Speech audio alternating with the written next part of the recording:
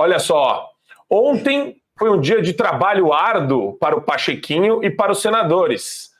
Por quê, Pavanato? O grosso está entrando. Ou o grosso já entrou. O Pacheco comemorou a aprovação da reforma tributária. Segundo ele, meu caro, o Brasil não poderia mais conviver, não podia mais conviver com o atraso. E eu já vou jogar essa de cara, desculpa, para o Pavanato. Pavanato, olha isso, é uma delícia, eu acho maravilhoso. Segundo ele, o texto da reforma é equilibrado.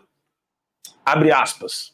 Uma tributação mais justa e equitativa contribuirá para reduzir as desigualdades sociais e promover um ambiente econômico mais equânime para todos os cidadãos, Pavanato. Equânime, é uma grande piada, né? Na verdade, você tem um sistema sendo criado, que é um sistema que vai privilegiar determinadas categorias, porque é um sistema que vai tributar algumas categorias mais do que as outras. Você olha para o setor de serviços, por exemplo, é um setor que vai sofrer, e daí eu não entendo como que isso pode ser sanar desigualdades, me parece exatamente o contrário, me parece um incentivo às desigualdades. Para além disso, você tem um sistema centralizador. Uma das coisas mais bizarras que acontece no Brasil é o fato de que os nossos recursos, os nossos impostos, eles acabam indo para Brasília e não voltam para cá. Então, o paulista paga R$100 de impostos, R$8 vão voltar aqui para o estado de São Paulo para a gente poder investir. Da mesma forma, em outros estados, é a mesma coisa que acontece. E alguns estados do Nordeste, do Norte, que às vezes tem políticos irresponsáveis fazendo a gestão desses estados, acabam sendo premiados com esse recurso extra. Aí você me diz, então você acha que os estados mais ricos não têm que ajudar os estados mais pobres? O problema é que você premiar um governo que faz más administrações, na verdade, é um incentivo para que aquele estado continue na pobreza. É um incentivo para que a irresponsabilidade continue acontecendo, porque todas as vezes que a irresponsabilidade acontecer, alguém vai cobrir o rombo. Então você tem essa distorção, você tem essa centralização de recursos em Brasília. O que a reforma faz? Ela resolve esse problema? Ela deixa recursos nos estados? Ela descentraliza?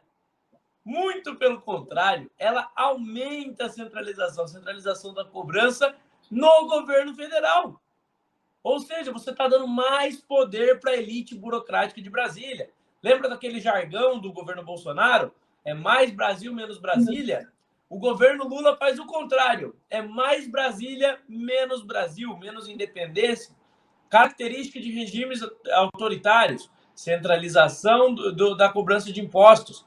Você tem o controle do dinheiro do seu país. Então você tem um desastre completo que no médio e no longo prazo vai surtir efeitos negativos. Pensa, nós sempre falamos que o imposto que temos imposto demais no consumo e no serviço. A reforma está aumentando, ou seja, a situação que era um problema vai piorar. E é triste ver que muitos políticos que se elegeram com o discurso vestido verde e amarelo, né, fizeram um discurso conservador ali, eleitoreiro, depois, na hora de votar e na hora de combater uma reforma dessas, ficam calados ou se omitem, ou às vezes alguns até acabam votando junto. Ou, às vezes, alguns acabam até abandonando o barco. Então, o discurso conservador, o discurso de estar ao lado do povo, era apenas uma ferramenta de enganar e ganhar votos. E isso é muito triste. Ver que nós temos pessoas tão desonestas assim e ver que tem pessoas que ainda não acordaram. O brasileiro precisa estar atento. Como pode a gente votar em um político, o político dizer que é uma coisa e depois que ele é eleito ele faz outra completamente diferente? Nós não podemos admitir esse tipo de coisa. E é difícil, que dá até medo. O brasileiro ultimamente tem até medo de manifestar. Como que a gente vai para a rua? Junta 100, 200 pessoas, daqui a pouco falam que é um terrorista e prendem todo mundo. Então é difícil o cenário do Brasil, é desanimador. E eu, que às vezes o nosso papel como comentarista, como figura pública, é dar esperança. Mas às vezes eu tenho dificuldade de ter esperança. Aí como eu vou vender esperança para o brasileiro, sendo que fica difícil cada vez mais? Aqueles que eram para representar a gente, os senadores que poderiam limitar o Supremo, os senadores que poderiam barrar essa reforma absurda, acabam não fazendo o que tem que fazer? Quem vai fazer? O que resta para a gente fazer?